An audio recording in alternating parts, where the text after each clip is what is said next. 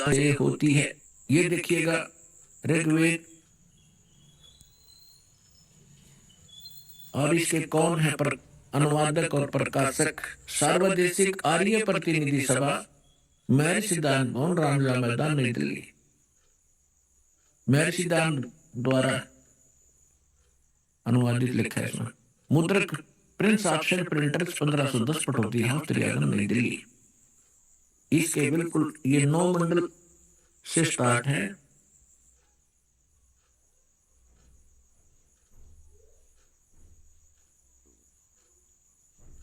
ये देखिएगा ऋग्वेद मंडल नंबर 9 और सूक्त नंबर 1 और मंत्र नंबर 9। ये मंत्र नंबर 9 है। इसकी संस्कृत है अभि इमम अधन्या उत्सनितम शृणंती धेनव। धेनो माने गाय, शिशु माने शिशु रूप में प्रगट परमात्मा, सोमम, सोम माने अमर परमात्मा, इंद्राय पात्वे। इसका अर्थ इन्होंने किया है उस सोम माने अमर परमात्मा को इन्होंने सोम मान लिख दिया, सोम स्वभाव वाले पुरुष को। हर देखो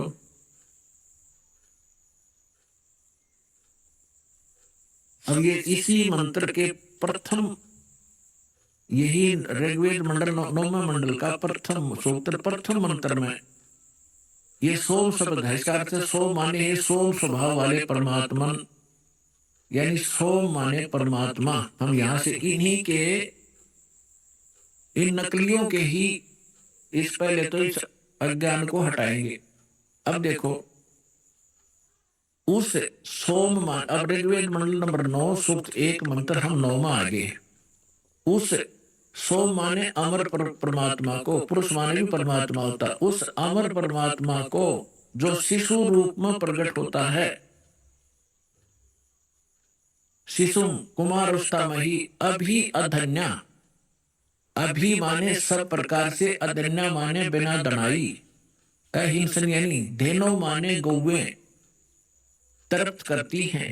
ओए होए। अब हमने इनसे इतना ही लेना है, जैसे हमारे यहाँ हरियाणा में एक, क्योंकि हमारी लैंग्वेज इन्हीं भाषाओं से बिगड़ बिगड़ कर क्षेत्रीय भाषा बनी है। जैसे हम हरियाणा के अंदर खूड कहते हैं जो हल से रेखा खींची जाती है, तो संस्कृत में खूड ही शब्द है। और यहाँ अधन्या माने बिना धनाई। हम उस गाय को जो नए दूध नहीं हुई हो उसको अधन्या का, बिना धनाई का कर दे गया, बिना धनाई है।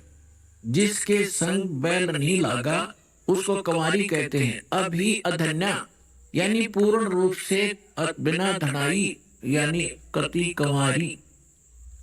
जब वो अमर परमात्मा शिशु रूप धारण करके लीला करने आता है, तब उसकी बाल परवरिश की लीला कंवारी गायों से होती है। ये क्या कौन कहता है? हमारे वेद कहते हैं। और वेद में परमात्मा ने 600 वर्ष पहले कहा था कि वेद मेरा भेद है, मैं ना वेदन के माही, और जौन वेद से मैं मिला। मैं वो वेद जानते नहीं कि वेद मेरी महिमा का गुणगान कर रहे हैं, लेकिन इन वेदों में वर्णित विधि से मेरी प्राप्ति नहीं हो सकती।